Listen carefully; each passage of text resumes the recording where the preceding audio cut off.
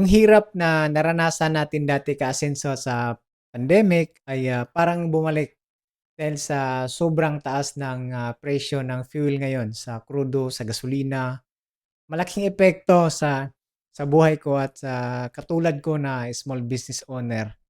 What's up kaasenso, Erwin Erquila nga pala, isang, entrepreneur at isang, fitness enthusiast at, ngayon pag-usapan natin yung, top 5 na epekto ng, sobrang mahal ng presyo ng, fuel ngayon sa buhay ko at sa, katulad kong isang small business owner. At kung ikaw kaasenso ay isang small business owner din, then para sa'yo ang video na 'to.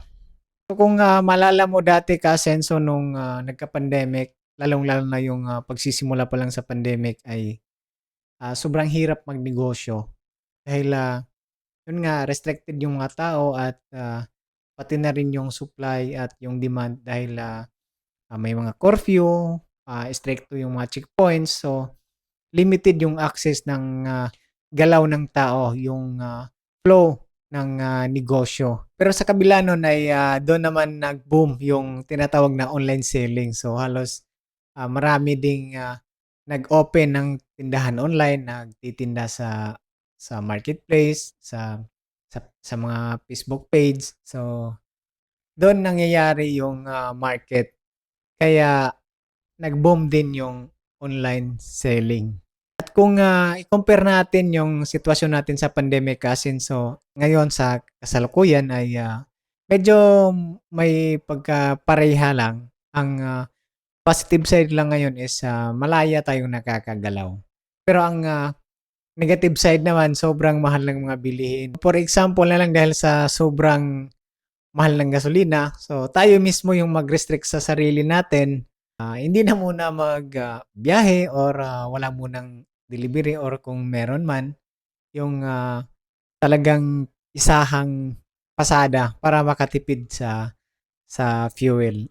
Yun din yung nangyayari. Hindi man tayo malaya man tayong nakakagalaw pero dahil sa sobrang mahal ng gasolina, yun yung, minsan na nagpapa-restrict sa atin ngayon sa galaw natin. At sa mga sitwasyong ganito kaasenso ay, talagang sobrang hirap kumita ng pera. Sobrang mahal yung production cost at, konti lang yung, output ng ating, pagnenegosyo. At sa mga ganitong sitwasyon naman ay halos nagtitipid yung mga tao, nagse-save para sa, kanilang security kaya, konti lang din yung customers. So 'pag konti yung customers, konti lang yung, bibili ng, mga product, humihina yung, flow ng ating economy.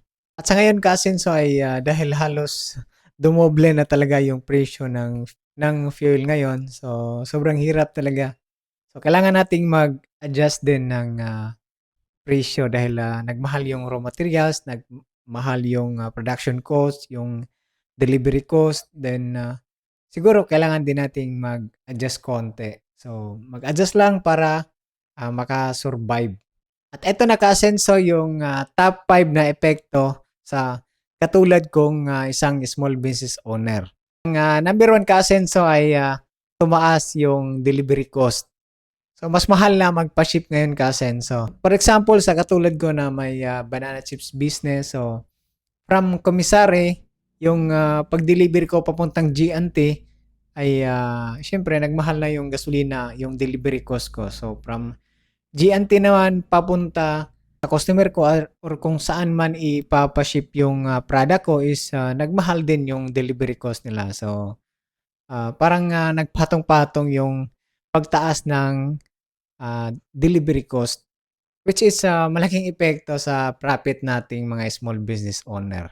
At ang, number 2 kaasenso ay, napipilitang magtaas ng presyo. So, katulad ko, talagang, napipilitan akong mag-adjust ng presyo, magtaas ng presyo dahil, sa yun nga, sa delivery cost, sa pagtaas din ng mga raw materials. So yun, kailangan ko ding mag-adjust para maka-survive yung, small business ko. Dahil sa huli, kailangan talaga nating magka-profit din kasi walang kuwenta yung pagnenegosyo natin kung, wala tayong, profit. So kailangan din nating mag-adjust, magka-profit tayo sakto lang at, para makasurvive yung negosyo natin. Pangatlong epekto kaasenso sa mahal na fuel ay bawas sa profit nating mga small business owner. So, tulad ko, dahil yun nga, nagtaas yung delivery cost, nagtaas yung mga raw materials, bawas talaga yun sa profit natin. Maskit mang isipin, pero yun nga, kailangan nating tanggapin. At ang pang-apat na epekto sa mahal na fuel ngayon kaasenso ay ang hirap talaga sa supply. So, sa katulad ko na isang banana chips business owner, so kung dati yung supplier ko sa bukid ay nakaka-deliver sila ng every other day. So ngayon ay once a week na lang silang nagde-deliver sa akin. At yung mga supplier ko naman from Mindanao ay ganun din, once a week or once every 2 weeks na lang silang nagde-deliver, which is malaking epekto yon sa negosyo ko kung may mga urgent na mga orders, which is talagang apektado yung katulad ko na small business owner. Ang panglimang epekto ng mahal na fuel sa buhay ko kaasenso ay yung nakaka-stress at nakakapagod din. So, dahil apektado lahat, tumaas lahat, delivery cost, production cost, nagmahal din yung mga raw materials. So, minsan delay yung mga deliveries, mahal ng deliveries, ay apektado talaga lahat, pati yung hindi lang physical dahil yun nga, nakakapagod din at pati yung mental ay apektado dahil dumoble yung stress or yung pagod. So, apektado yung katawan natin, which is hindi talaga maganda yung epekto ng sobrang mahal na fuel kasi talagang nag-domino effect at yun nga, apektado lahat. So, yun kasenso yung top 5 na epekto ng mataas na presyo ng fuel sa buhay ko at sa buhay ko bilang isang small business owner.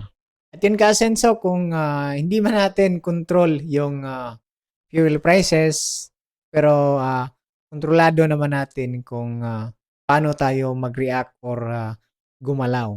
At ito naman yung ginagawa ko kaasenso as solusyon para maka-adapt sa sitwasyon natin ngayon at ang pwede nating i-optimize yung delivery. So, ginagawa kong bulk shipment or sa pagpapaship ay by schedule para ma-maximize ko yung pagpapaship, yung time, yung sa gasolina. So, isang pasada para mas tipid sa time at sa gasolina. Pangalawa naman ay naghahanap ako ng mas malapit na supplier. So, sa amin dito may mga supplier naman na saging. Although medyo hanapin talaga yung quality ng mga raw materials, pero meron namang nahanap at mas malapit kaya mas tipid sa resources. Number 3 kasenso ay mag-adjust ng pricing strategy. So, wag mong biglain na mag-adjust ka ng malaki agad na presyo. So, dahan-dahanin mo lang. Nang sa ganun ay hindi naman mabigla yung mga customers mo. At yun, mag-focus sa loyal customers. Anyway, ipaunawa mo lang ng mabuti kung bakit ka nagtaas ng presyo or bakit nagbago yung presyo mo. Nang sa ganun ay hindi sila mabigla at I'm sure na maiintindihan naman nila. Ang number 4 kasenso na pwede mong gawin ay mag-focus ka sa high profit margin na product. So, kung may mga produkto ka na konti lang talaga yung profit margin, then i-disregard mo muna at mag-focus ka sa mga premium products mo na malaki yung profit margin mo. At ang panghuli kasenso ay mag-build ka ng loyal customers. So, mag-focus ka sa repeat buyers, sa mga repeat customers mo dahil less gastos yun at mas madali yung pag-process nun. Yan kasenso yung mga pwede mong alternative or remedy para makapag-adapt tayo at makasurvive sa crisis na to. So bakit ko nga ba ginagawa ito kasenso, no? Bakit ko nga ba sinishare ito sa inyo? Dahil naniniwala talaga ako na ang entrepreneurship ang pag-asa ng bansang Pilipinas. Sa pamamagitan ng pagnenegosyo ay makakatulong tayo sa kapwa natin at makakatulong tayo upang mapaunlad natin ang ating bansang Pilipinas. Kaya labanan natin yung mga taong mapanglamang sa atin, no? So, labanan natin yung korapsyon na nangyayari sa lipunan natin at sa gobyerno natin. So, kaya ikaw, Kaasenso, kung gusto mong sumama sa laban na to, pwede kang mag-join sa group natin, Kaasenso Community. Pwede kang mag-join. Ilalagay ko na lang yung link at sama-sama tayong umasenso. So, yun, Kaasenso, kung kinaya natin dati nung pandemic, I'm sure na kakayanan din natin kung ano man yung krisis na nararamdaman natin ngayon. So, basta mapagmatsyag lang, mag-adjust, mag-adapt, then para makasurvive yung negosyo natin.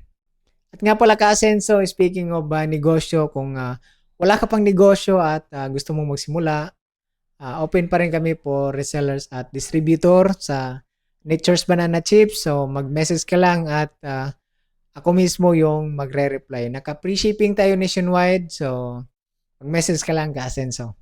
At huwag mong kalimutan, Kaasenso, na kahit anumang hamon ng buhay, kaya yan.